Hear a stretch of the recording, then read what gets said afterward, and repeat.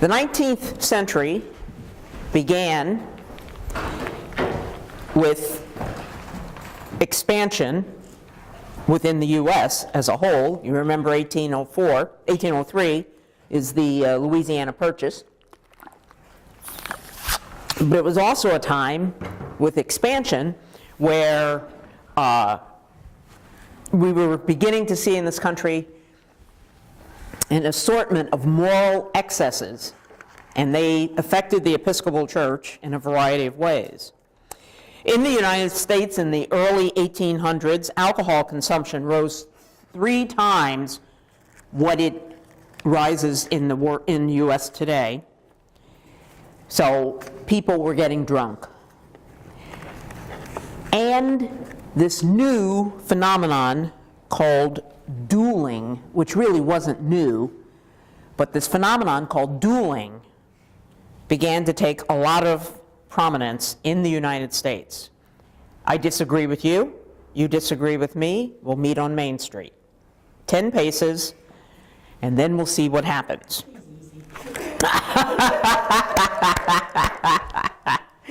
Anyway,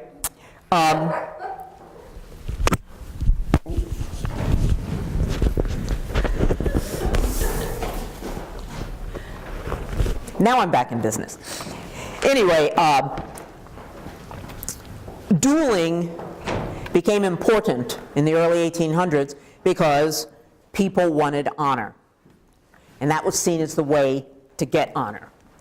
So, of course, the most famous duel that we think of in American history is Alexander Hamilton and Aaron Burr, but it's not the only one. Andrew Jackson was often involved in duels. Interestingly enough, Meriwether Lewis of Lewis and Clark was involved in a duel after he returned from his expedition in St. Louis. Signers of the Declaration of Independence saw dueling as the way to solve all the problems. On top of all of this, the church viewed the theater as a means of exciting passions and promoting vice. So the church didn't like dueling, didn't like theater, didn't like alcohol. And indeed, we did then what we still do today, which is we issued legislation and pamphlets to fight all of this, okay?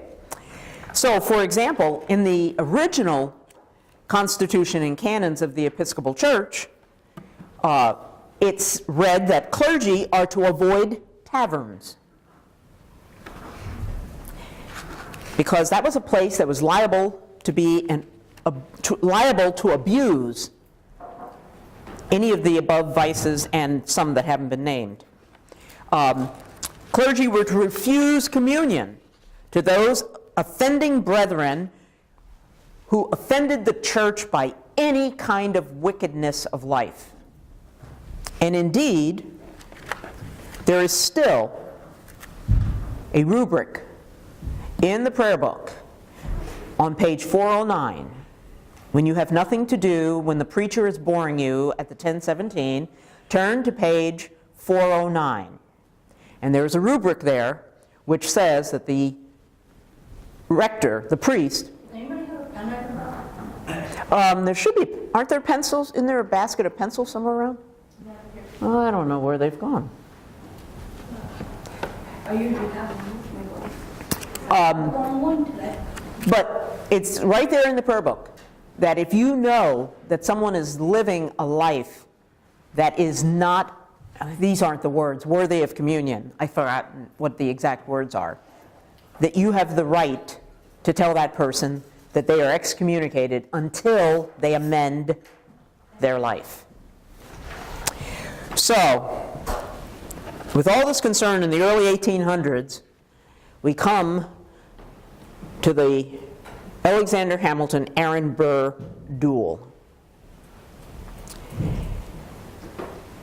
Going way back to 1791, Aaron Burr defeated Philip Schuyler for the Senate seat from New York. You say to me, what difference does that make? Well, Philip Schuyler was the father-in-law of Alexander Hamilton. And so the bad blood begins, okay? It simmers until 1804. In 1804, you may recall that Aaron Burr had been Thomas Jefferson's vice president in his first term. In 1804, Jefferson dumped Burr. So Burr decides that he's going to run for governor of New York. Hamilton, who was the first Secretary of the Treasury, and as my son reminded me, the founder of the U.S. Coast Guard, Alexander Hamilton vigorously opposed Burr running for governor of New York. Hamilton lived there. Burr had defeated his father-in-law. Bad blood had been simmering. Burr was dead set against this. In April of 1804, there was an article in one of the local papers in Albany, and that article made reference to Philip Schuyler and included negative words about Aaron Burr that were attributed to Alexander Hamilton. Burr immediately said, "Sir, retract your words." Hamilton said, "I can't retract an inference. I can only retract something I said." Burr said, "Challenge." So, on July 11th, 1804, Hamilton and Burr rowed across the Hudson to New Jersey. Why did they row across the Hudson to New Jersey? I'm guessing it's illegal to duel in New York City. It was illegal to duel in New York City. And so they rowed across the river where it was totally legal in New Jersey to duel. Okay? And if you remember anything from your history of the early 1800s, Alexander Hamilton raised his pistol and aimed off to the right, completely missing Aaron Burr. On purpose. On purpose. Burr raised his pistol and fired dead on, hitting Hamilton in the abdomen. At that point, Hamilton's second and his team put him back in the rowboat and rowed him back across the Hudson into New York City. It was clear that it was going to be a mortal wound. So they got him into New York City, and Hamilton asked Benjamin Moore, who was then the second bishop of New York and the rector of Trinity Wall Street, to bring him communion. And he was denied. No. Not only was he not denied, but Benjamin Moore wrote a long letter, which is in the archives at Trinity Wall Street, with regard to this whole experience. Now, I'm not going to read the whole letter, but he details that Hamilton made this request, and that speaking for Benjamin Moore, I now have to make a decision, because clergy were not supposed to endorse this kind of behavior. And would taking communion to him be an endorsement of dueling? So anyway, Moore decided, all right, I will do this, but I want this to be a time for serious reflection. So therefore, he went and approached Hamilton, who was in bed, and said, "My dear sir, you perceive my Hamilton said, "My dear sir, you perceive my unfortunate situation, and no doubt have been made acquainted with the circumstances which led to it. It is my desire to receive the communion at your hands. I hope you will not conceive there is any impropriety in my request." And then Hamilton went on to say, "It was for some time past been the wish of my heart, and it was my intention to take an early opportunity of uniting myself to the church by reception of that holy ordinance." Now, I only read all of that because one of the things that clergy, especially, we get to clergy conference and we all laugh about the fact that when things go bad, the first thing everybody says, I really wanted to be in church last week. Could you bring me communion? Or, I really wanted to make my confession. How do I do that? So nothing's changed in 200 years, okay? People had the same reaction back then as they do now. So Bishop Moore looks at Hamilton and says, "Should it please God to restore you the health, sir, will you never be again engaged in a similar transaction? And will you employ all your influence in society to discountenance this barbarous custom?" And Hamilton said, "That, sir, is my deliberate intention." Again, I know it wasn't funny at the time, but looking back 200 years, there's a certain amount of humor in this because abdominal wounds 200 years ago were almost a death sentence.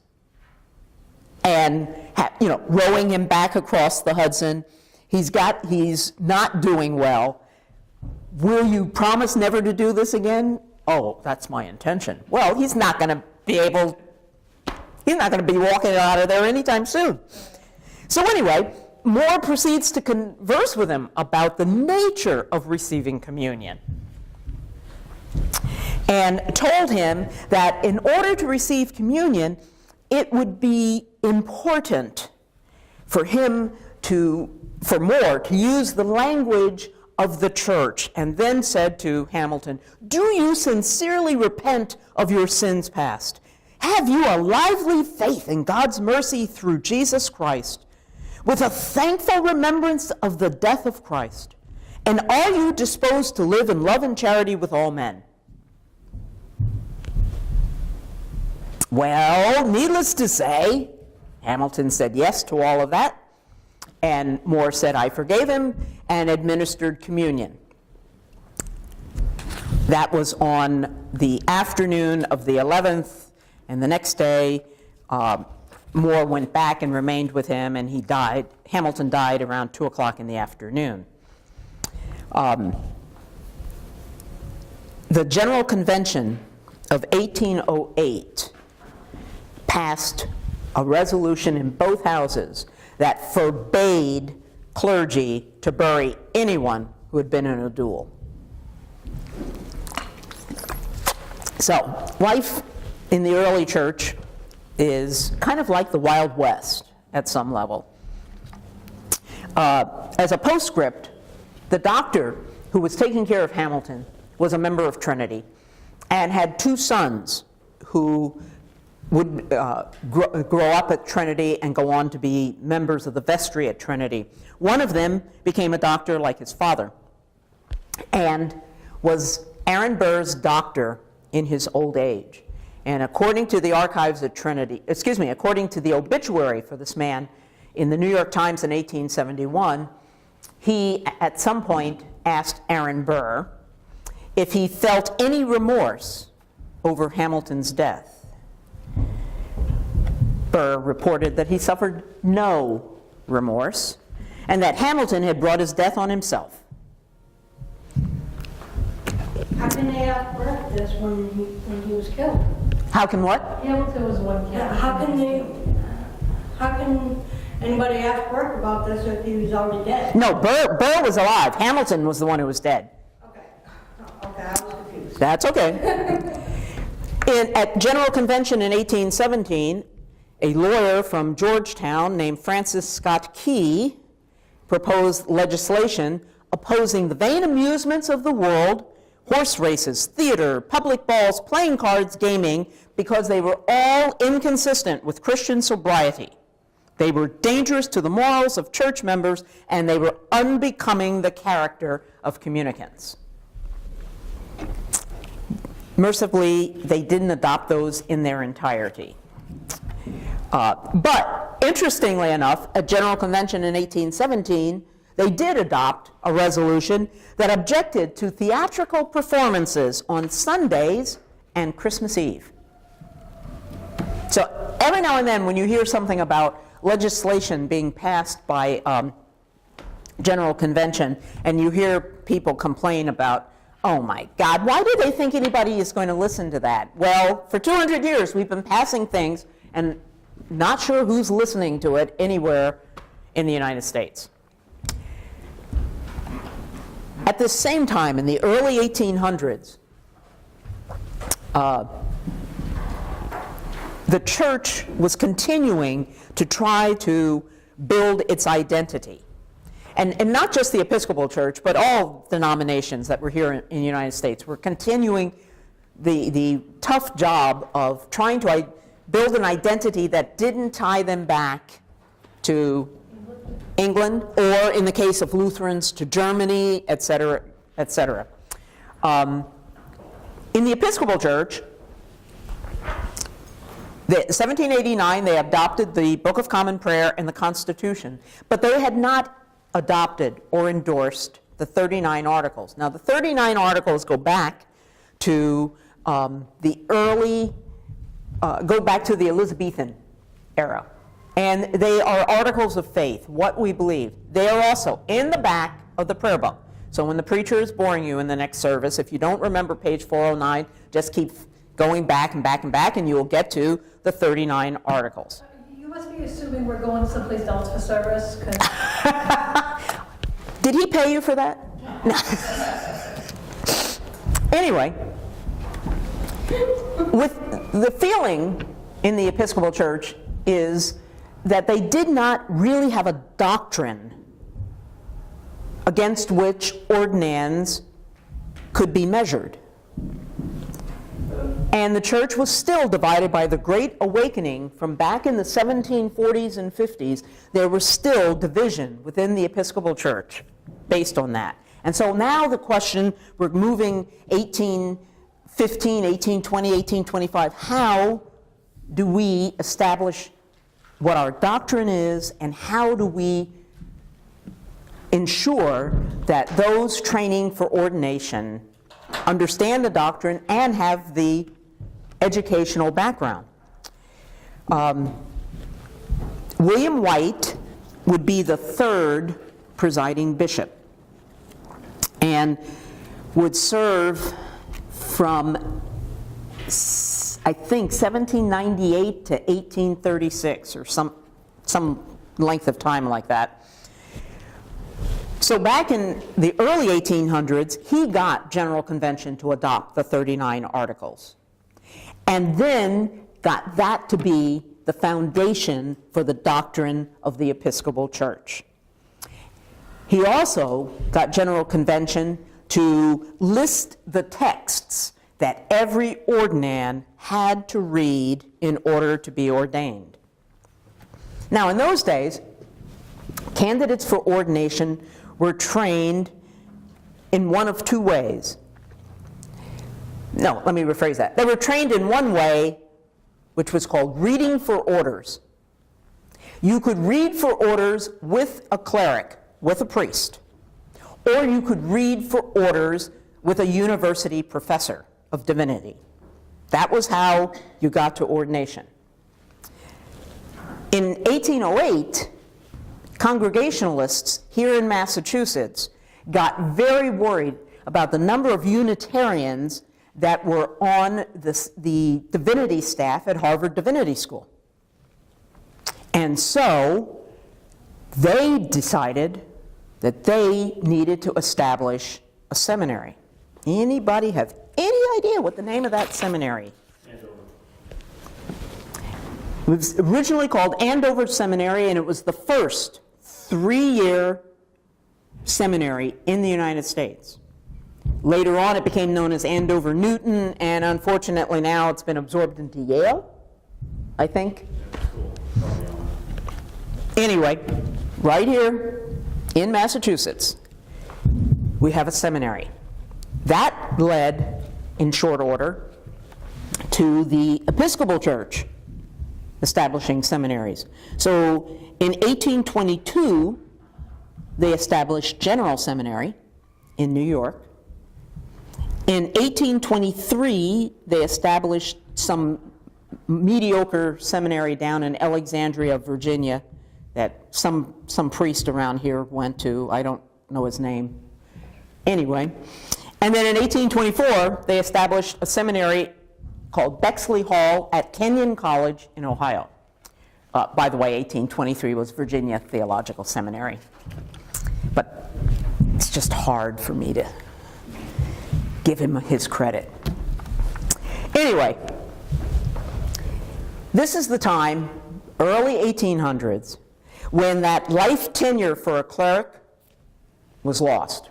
You may remember back in the 1600s, the House of Burgesses in Virginia gave clergy, the rector, life tenure. Well, that's now gone. General Convention adopted canons which said that the bishop and standing committee had the right to mediate disputes and to remove a priest if necessary. This all arose because of a guy named Uzal Ogden. This was a man who was an Anglican priest, but he was part of the Great Awakening of the previous century. And so he was a revivalist.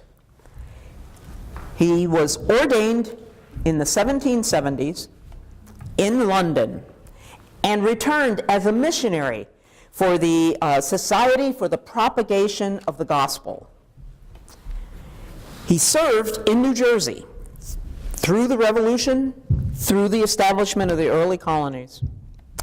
After the Revolution, Ogden became a leader in reorganizing parishes within the Protestant Episcopal Church in the United States of America, and indeed was the rector of Trinity Church in Newark, New Jersey.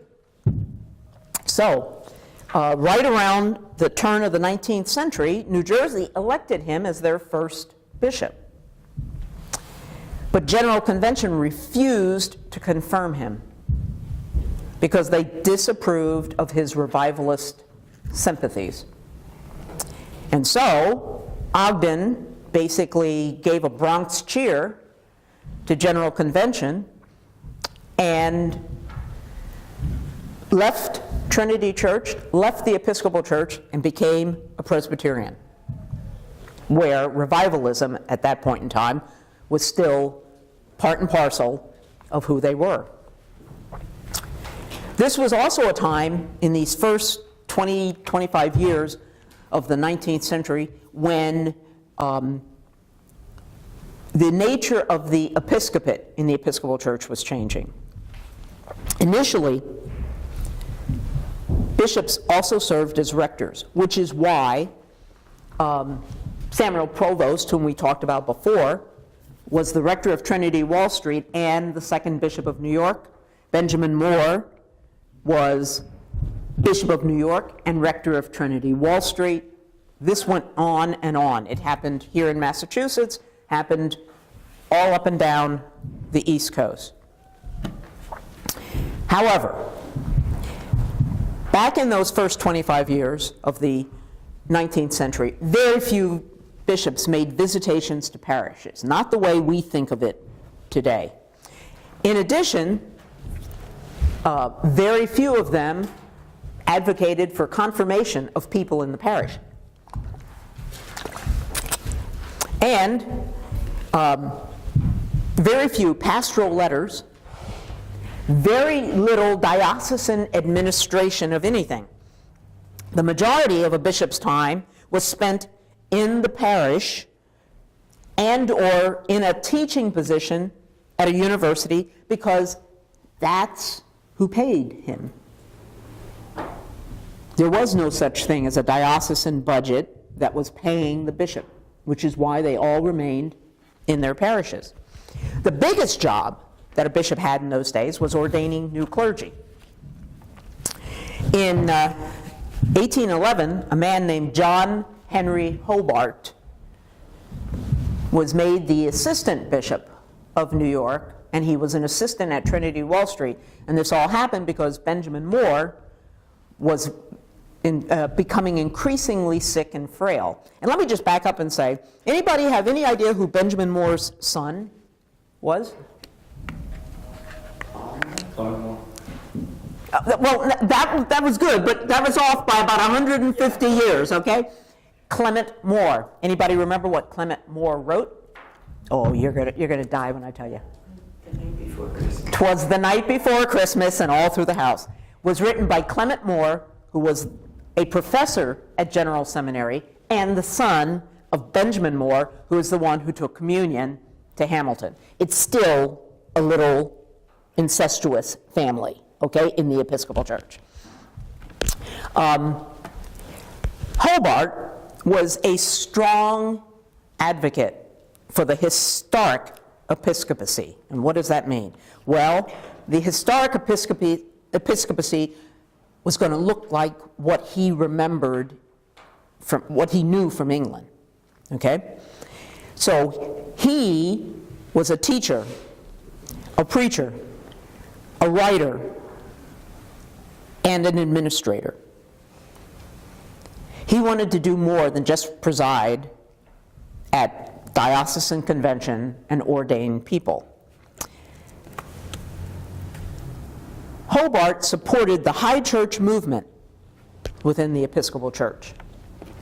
Now, when I say high church movement in the first 25 years of the 19th century, do not think of smells, bells, vestments, and all that other stuff. The high church movement here, think back to what we said earlier about Seabury. The high church movement here is that the bishop will lead the church forward. The bishop will preach on doctrine. The bishop will encourage doctrinal truthfulness within the people of his diocese. The bishop will continue to believe that his only role is to be a witness to the resurrection of Jesus Christ. Now you might say to me, but isn't that this? No, it's all doctrinal. This understanding of high church is all doctrinal.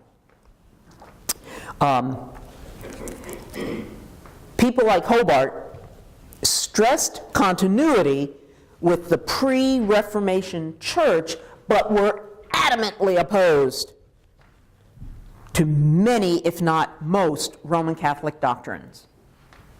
So they wanted to keep a relationship with the church pre all the abuses that came in the Middle Ages, but don't bring any of that stuff along.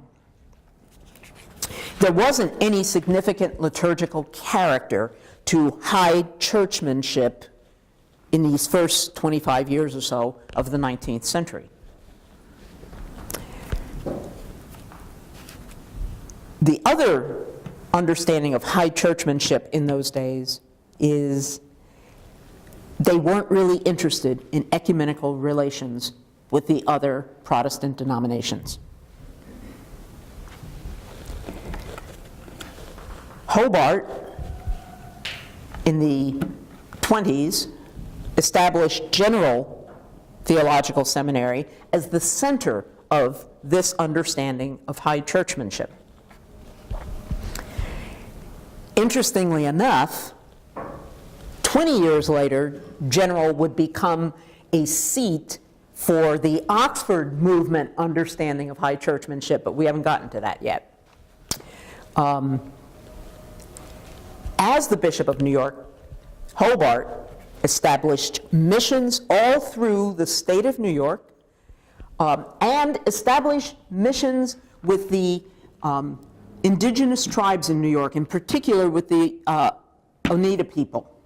He also, the congregations that he established were centered around where settlers were moving. Because what was happening at this point is people were beginning to finally go over the Appalachian Mountains and begin to make their way west. Hobart visited these congregations that he established. He did write pastoral letters, and in his visitations recruited candidates for ordination. His approach made New York the largest of the Episcopal dioceses by around 1825 to 1830, and set an example for other dioceses in the Episcopal Church to follow. Indeed, clergy raised up in the state of New York became very attractive candidates, especially to missions that were being established far west of the Appalachian Mountains. And so if you were to read the history of the Diocese of Indiana, the Diocese of Missouri, Kentucky, Illinois, you will see that many of the clergy that moved into those states to establish new parishes came out of the Diocese of New York, which in those days was the whole state.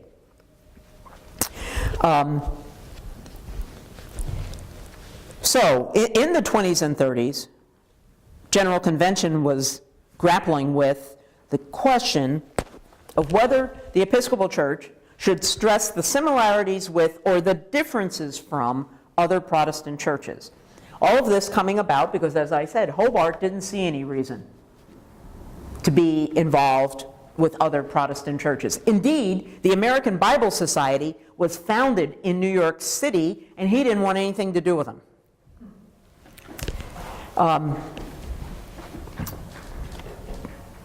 The answer that General Convention struggled with was they wanted to try to combine the best of the covenantal arguments with a stress on the personal faith of the awakening. In other words, they wanted to create something that was going to look like this. In other words, if you are doctrinal, you're here. If it's a personal faith from the awakening, you're here. And so General Convention kept trying to find a way to keep these two together, which only meant that they were together in, like my hands are, in tension with each other.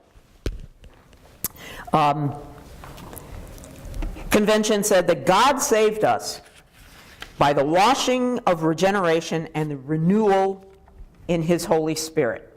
And those things were necessary for the Christian life. But that did not in any way, shape, or form get rid of the tension between the two the two parts of the Episcopal Church. So what was the point they were fighting over? Well, what they're fighting over is if you are doctrinal, then regeneration is going to happen in baptism. Baptism is going to happen shortly after birth. And you are going to, your relationship with God and Jesus is something that you're going to grow into and with throughout your life. The Great Awakening was saying there is a moment when you are going to turn around and accept Jesus as your Lord and Savior. That's your baptism. So no water needed? No. Water's needed because it's going to be a public profession of your faith, but it's not baptizing infants and children. It's something that you can't do until you reach an age of reason. Okay? And so one is saying, do it from the beginning and grow into the faith, and the other one is saying, you make a decision. There was a hymn. Is it today? No. I'm ahead of myself. There was a hymn that was taken out of the 1982 hymnal, but it's still in many of the Protestant hymnals. And the first line is, once to every man and nation comes a moment to decide. Now, the tune is still in, and we're going to sing the tune next Sunday. But the Episcopal Church in 1982, took those words out of the hymnal. They had been in there in the 1916 hymnal, 1940 hymnal, but they took them out because it's not a moment. We grow in it. Okay? We still fight the same fights 200 years later. We think we have more sophisticated knowledge, but... Well, it just sounds kind of silly because you've got people who grow up in the church, why can't they get baptized as infants? And people who find the church later, why can't they get baptized as adults? I don't have an answer for you. Because what do we do now? The church today has both of those, right? Yeah. Okay. By the 1820s, high churchmen in the Episcopal Church had also adopted stressing the baptismal covenant from baptism as an infant. They also took up the whole issue of apostolic succession, which has been woven in and out of our discussion of the history of the church.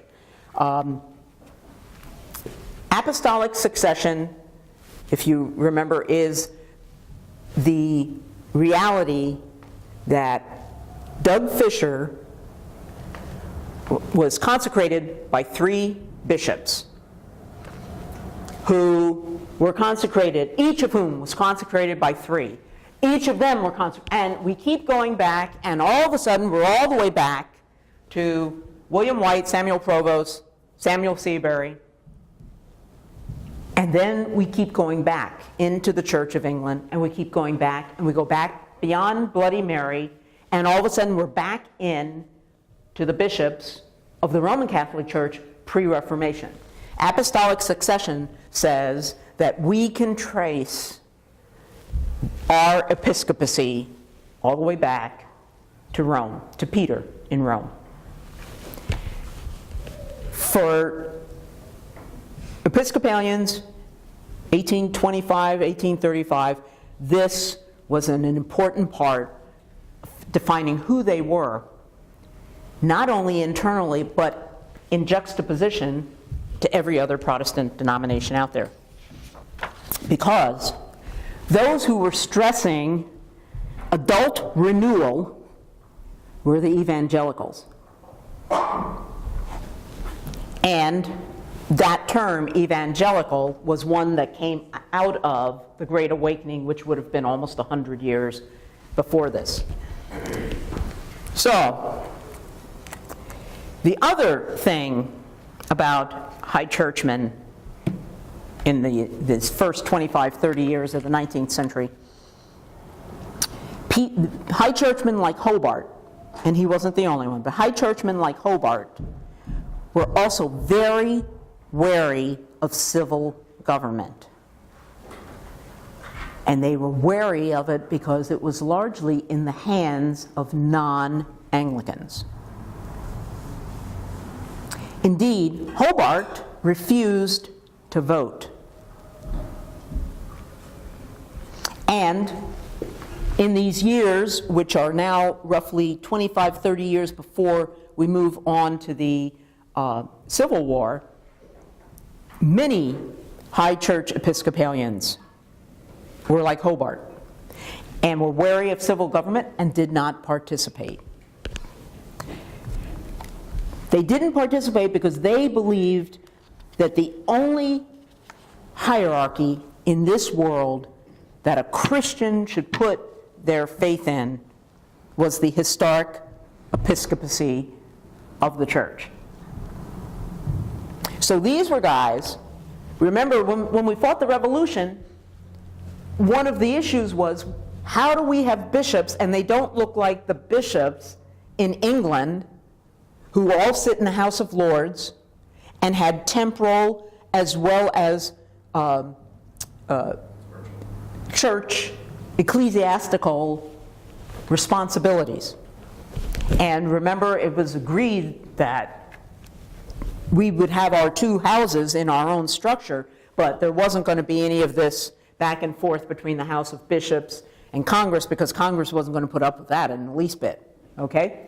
Well, here we are, moving slowly towards the middle of the 1800s, and we've got some people who are saying the only hierarchy, the only kind of governance that really matters is that which is grounded in the historic episcopacy. Now they're going back to what they were trying to get rid of. This is what I'm trying to point out, okay? And what I'm also trying to point out is, this is also fundamental. You've probably heard people say, what's the line? We have to study history so that we don't repeat it. All right. That doesn't have anything to do with dates, 1776, Declaration of Independence. That has to do with how have we made decisions? How have our leaders and our members thought through things? How have we governed ourselves? And the more we understand some of these things from 200 years ago, the more we can begin to think, why are we getting so bent out of shape about this, that, or the other thing in the Episcopal Church? At times, we get bent out of shape about stuff that we were bent out of shape about 100 years ago and then 200 years ago. Anyway, so we have Hobart up in New York advocating his understanding of high churchmanship. Well, that wasn't really flying with many of the younger evangelicals within the Episcopal Church. Those who wanted to place a great emphasis on adult renewal of faith made some changes in the liturgy. Let me back up and say they also tended to be from the Washington, D.C. area. And among the changes that they made in the liturgy was they put back morning prayer as the liturgy of the word because it allowed them to have a longer sermon. And they went on to try to develop more revivalism in the Episcopal Church and, of course, stress the importance of a concrete change in adult believers who would come in.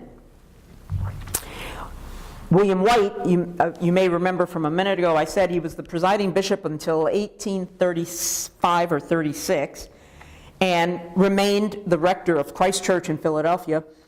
And the way he survived, he had two assistants at Christ Church. One was a high churchman, one was an evangelical. So he had one from column A, one from column B. And the interesting thing is, long after White died, people looked back on William White as being a patron of both sides.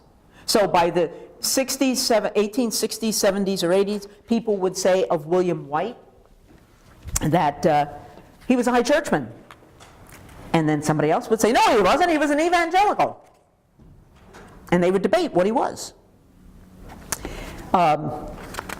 He, as presiding bishop, he did everything he could to not be nailed down into any one camp. And that's the same thing that he did way back in 1789 with Seabury and Provost to ensure that the church could move forward. All of this led to, in those mid-Atlantic states, led to Virginia Seminary taking on a very evangelical understanding of itself. And so, as Ben will laugh, clergy that came out of Virginia Seminary were Mr. Jones,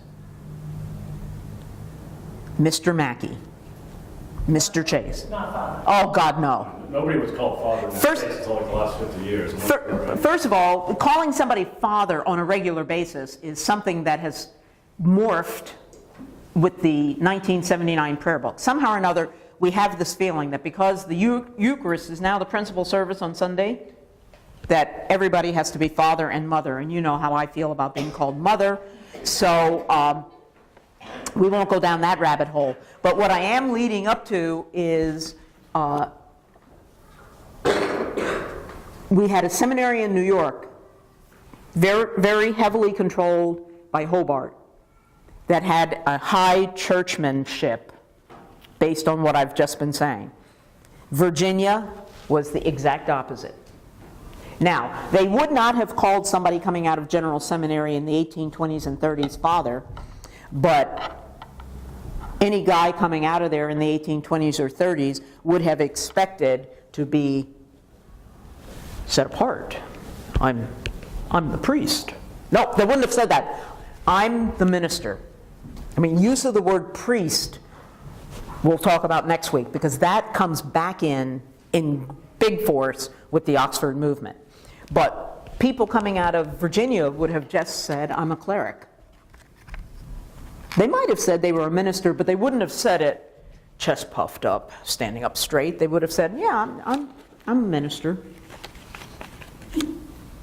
So, pushing towards the Civil War. Next week we're going to talk about the Oxford movement in the Episcopal Church, but we're also going to talk about how